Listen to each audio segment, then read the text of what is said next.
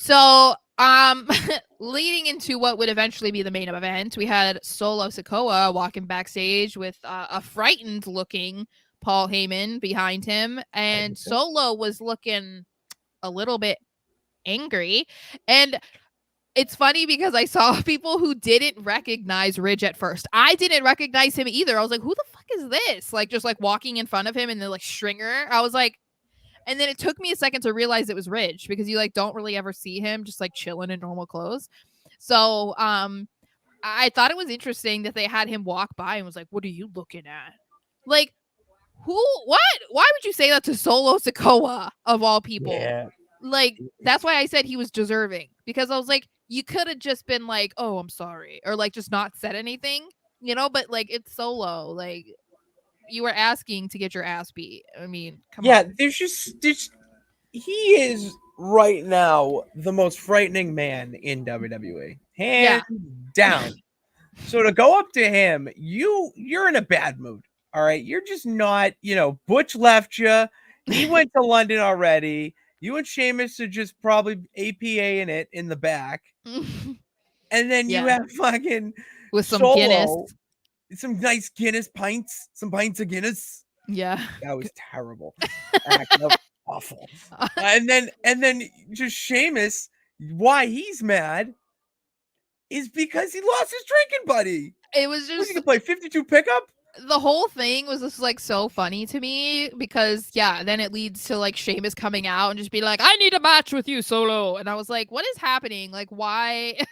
Like, you're so mad that Ridge got Samoan spiked and he's like choking in the back, and they're all like, oh, Ridge, are you okay? Meanwhile, dude's like dying, like he's like can't breathe.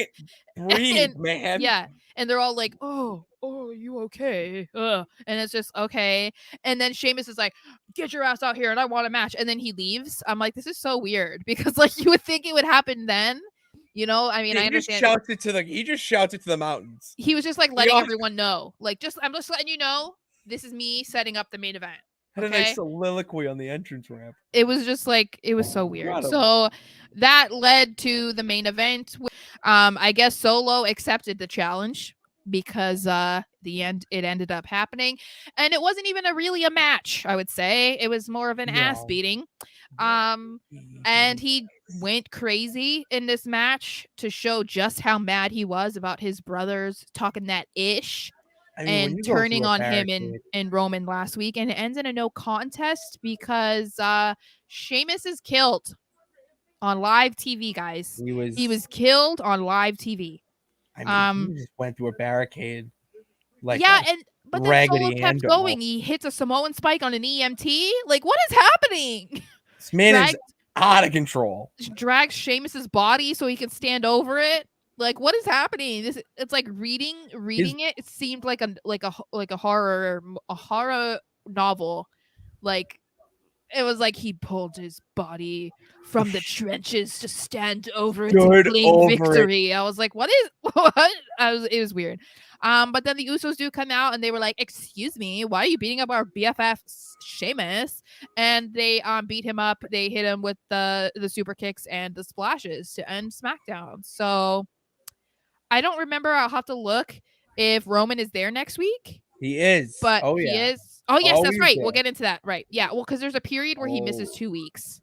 So he's got a lot of business to take care of. He has so much stuff to do as the champion.